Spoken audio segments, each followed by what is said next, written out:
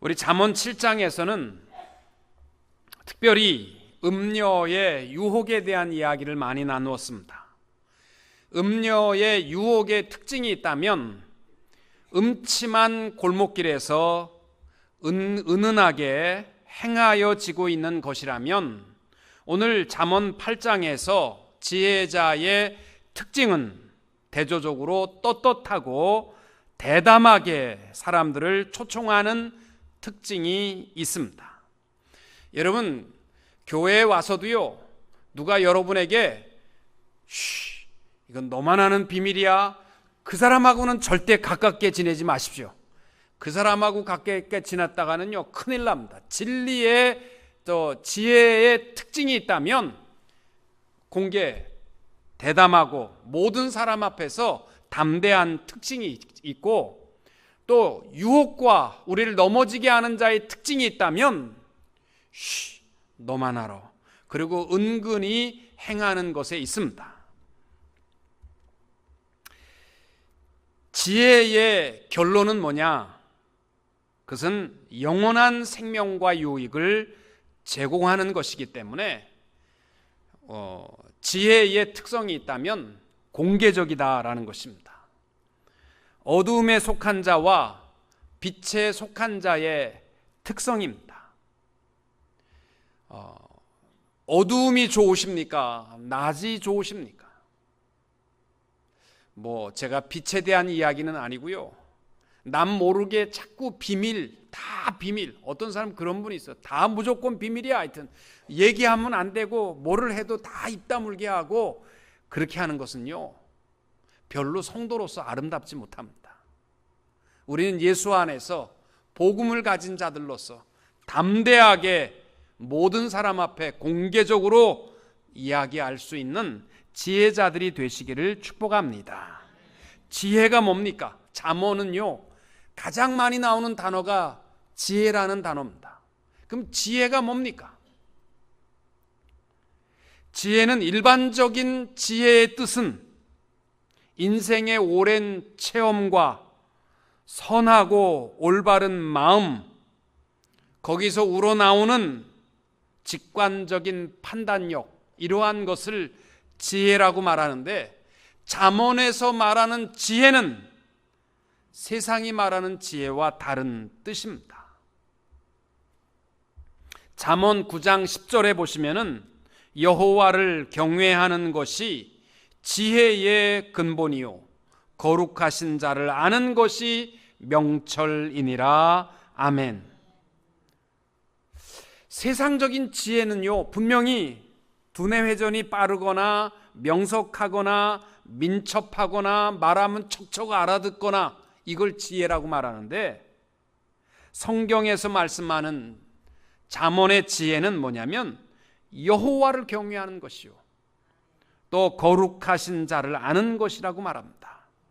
쉽게 말하면 이 땅 위에 살아가면서 우리가 어떤 큰 장애물을 만났을 때에 세상적인 지혜라는 것은 뭐냐면, 이 어려움과 위험과 위기를 잘 예견하고 피할 수 있고, 또 이러한 것을 세상적인 지혜라고 말할 수 있다면, 성경의 지혜는 뭐냐면 어려운 여건 속에서 경건을 택하고 경건한 삶을 지킬 수 있는 것이, 이것이 지혜의 능력인 줄로 믿습니다. 특별히 성경에 보시면은, 특별히 잠언에 지혜라는 말이요 여러 단어가, 우리말로는 지혜라고만 번역했지만 여러 히브리어 단어를 썼습니다. 호크마, 우리 많이 들어본 이야기죠. 호크마라는 단어, 이것은 올바른 삶의 유지를 위한 판단력이라는 의미가 강하고, 또 사칼이라는 단어가 있는데 이것은 신중하고 사료가 깊다, 신중하게 행동한다, 이러한 뜻의 의미가 강합니다.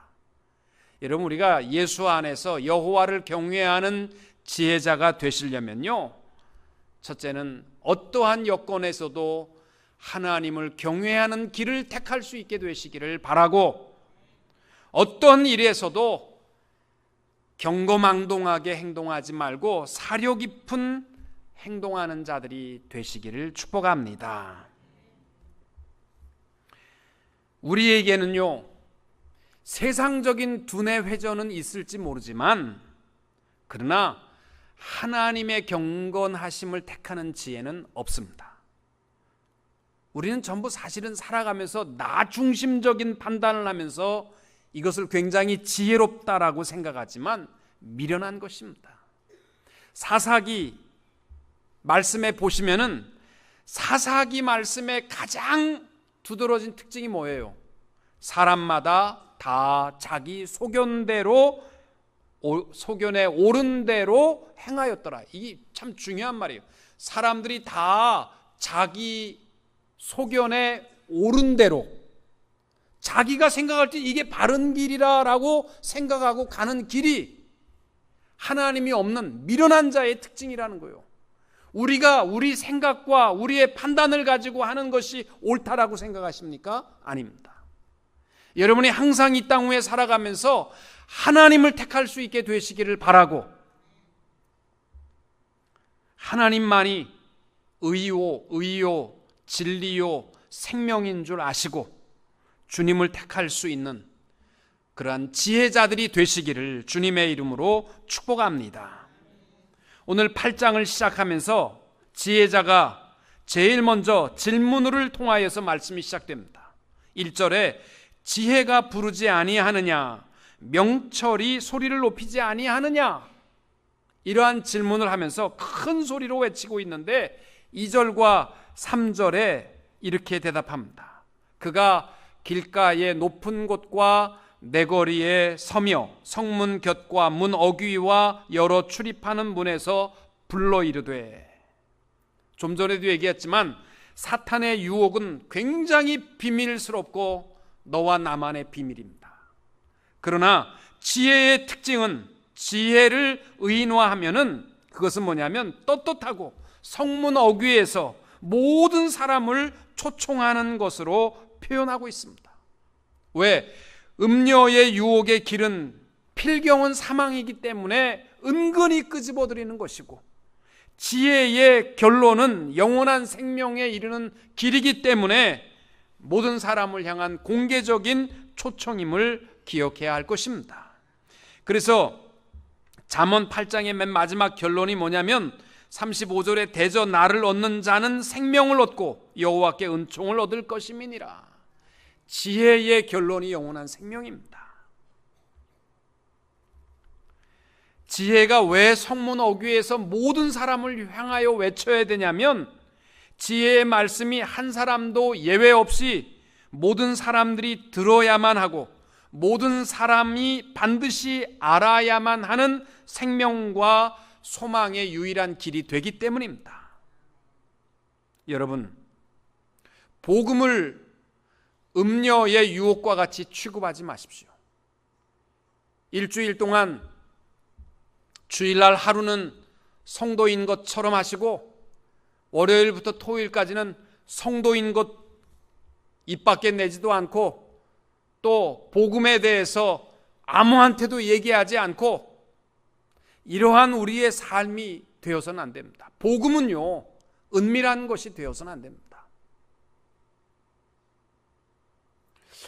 요즘은 그런 분이 없는 것 같은데 우리 교인들도 보면요, 밖에 나가면 나 집사님이라고 부르지 마, 나 권사님이라고 부르지 마, 그런 분들이 종종 계세요.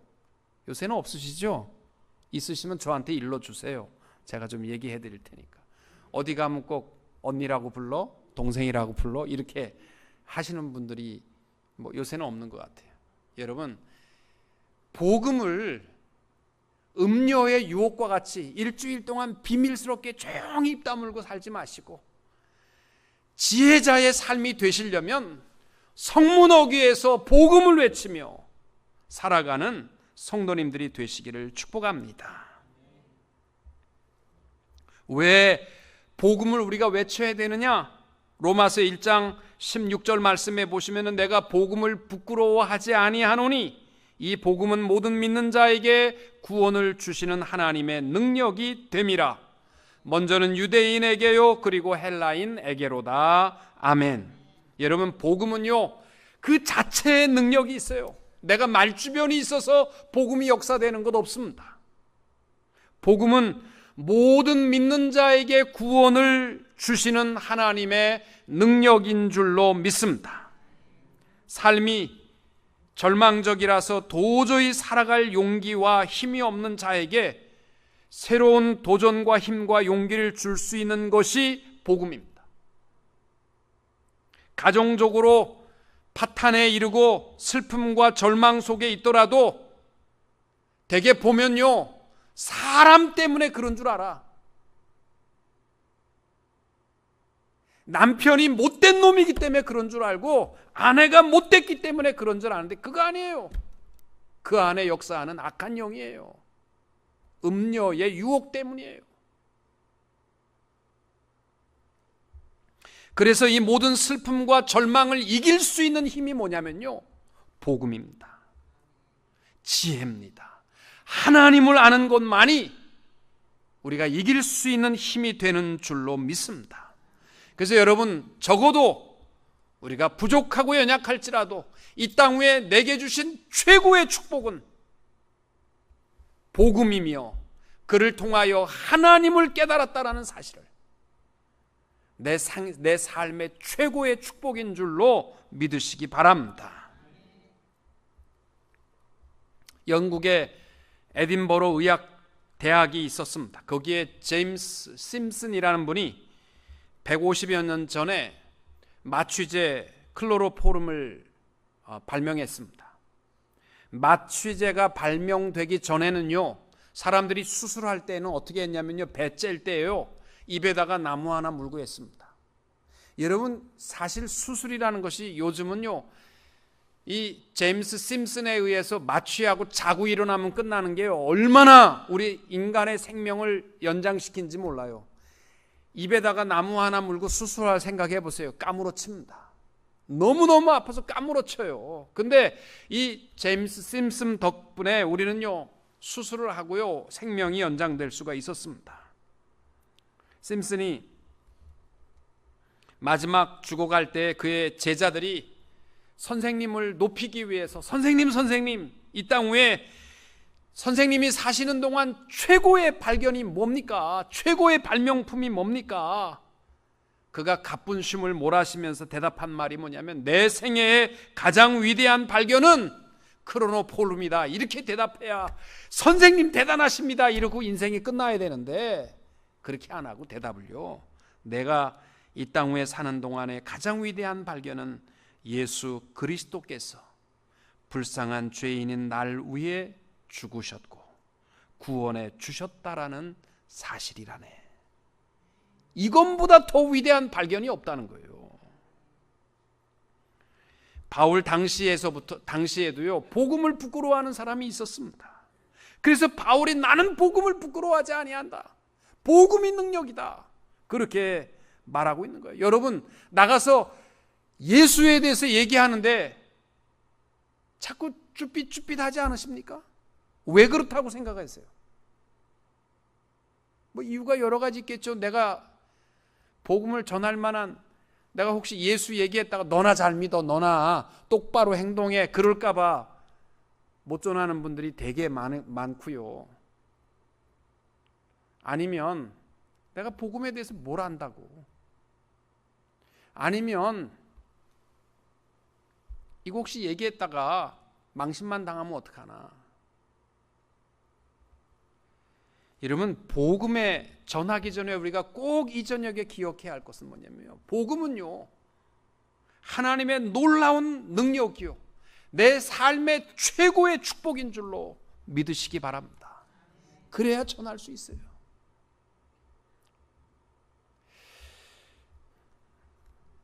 제가 목회를 하면서 이렇게 보니까 주위에 무슨 한의사 누가 잘 고친다, 이건요 복음보다 더 빠르더라고. 보니까 뭐 누가 침 잘 논다 그러면요, 우리 교인들 거기 가면 다 만난대. 하여튼 누가 한 명 가가지고 거기 가서 뭐 허리 아팠는데 나았다, 그 복음보다 더 빨라. 하여튼 뭐 거기 그냥 다 거기 간다는 거예요. 또 뭐 누가 뭐 잘한다 그러면요, 복음보다 더 빠릅니다.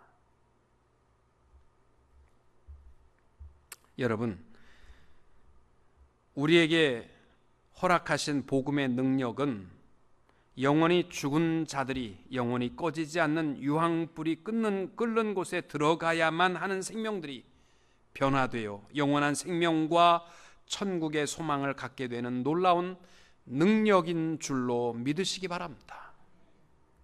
저 어렸을 때 서대문 정동에 보면 할아버지 한 분이 모자 쓰고, 그 집에 가면은 참 나는 약간 또라이인 줄 알았어.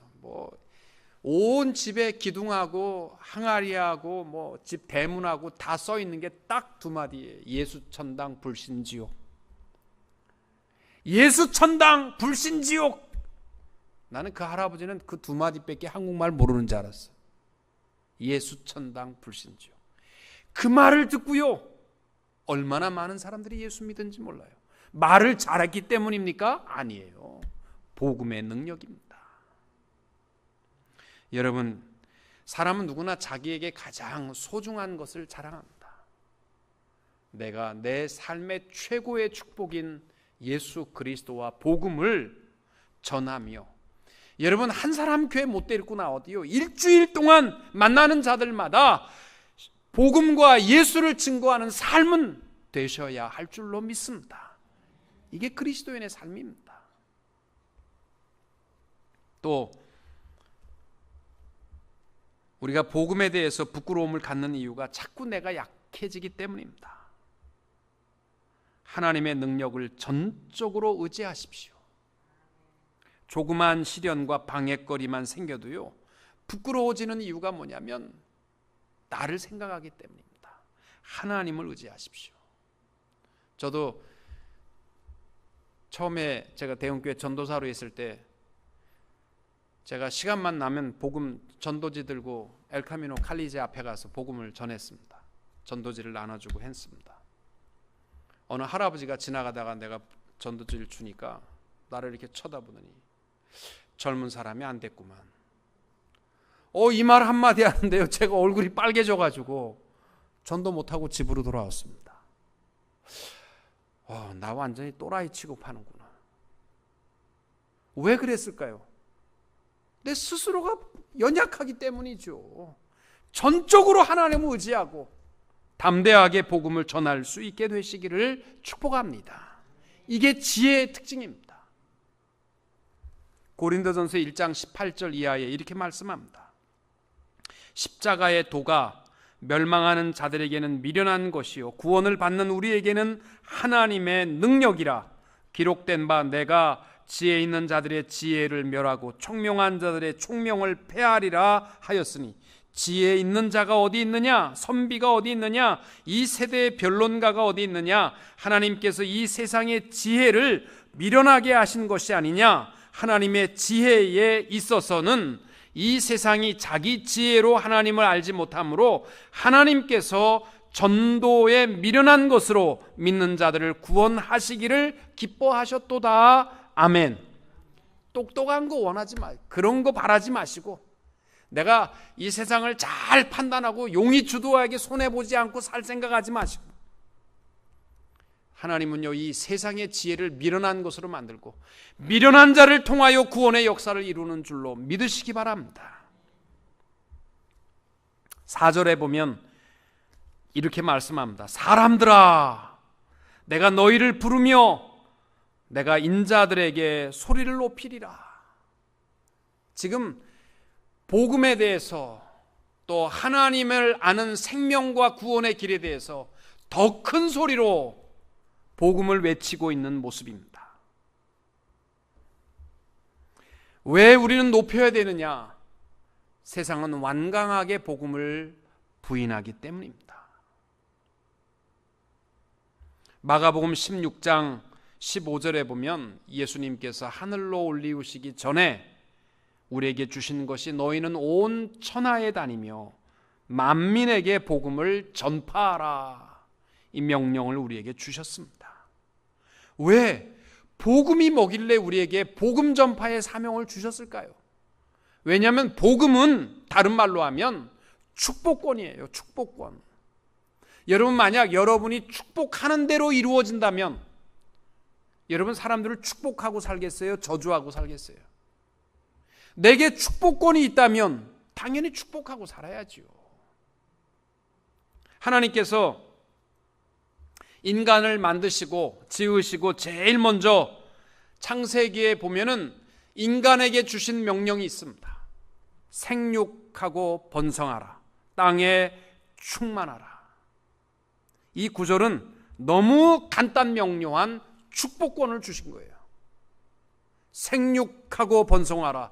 땅에 충만하라. 축복권을 하나님의 형상을 가진 인간에게 주신 거예요. 그런데 인간이 타락하고 죄짓고 교만하고 불순종함으로 말미암아 훗날 노아의 홍수까지 징계와 벌을 받게 됐습니다. 그리고 나서 홍수 후에 하나님의 사람 노아에게 또 한 번 하나님이 주신 약속이 있습니다. 그게 창세기 9장의 1절에 보면 생육하고 번성하라, 땅에 충만하라. 똑같은 축복합니다. 하나님께서 다시 한번 축복권을 노아에게 주신 것입니다. 그런데 또 인간은 교만으로 바벨탑을 쌓으며 극도의 교만으로 가득합니다. 그 후에 아브라함을 선택하시면서 창세기 12장 1절에 보시면 이렇게 또 말씀합니다. 내가 너로 큰 민족이 되게 하고 너에게 복을 주어서 내가 크게 이름을 떨치게 해주며 너는 복의 근원이 될 것이라.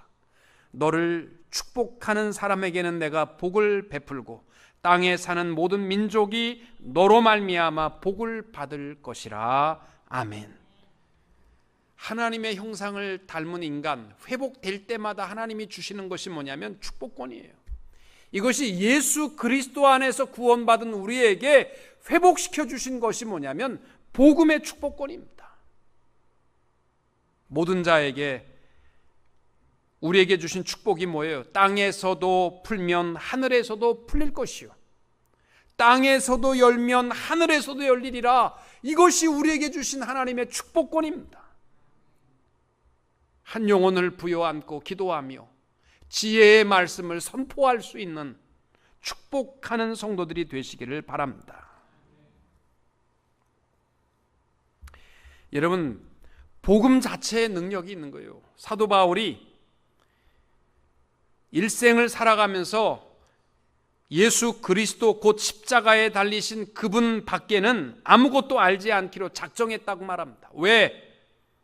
복음을 증거하면서 그가 몰라서 할 말이 없다는 게 아니고 말이 모자라서 십자가만 얘기하는 것이 아니라 이것만이 능력의 말씀이기 때문에 그거 외에는 알 것도 없고 전할 것도 없다라고 했어요.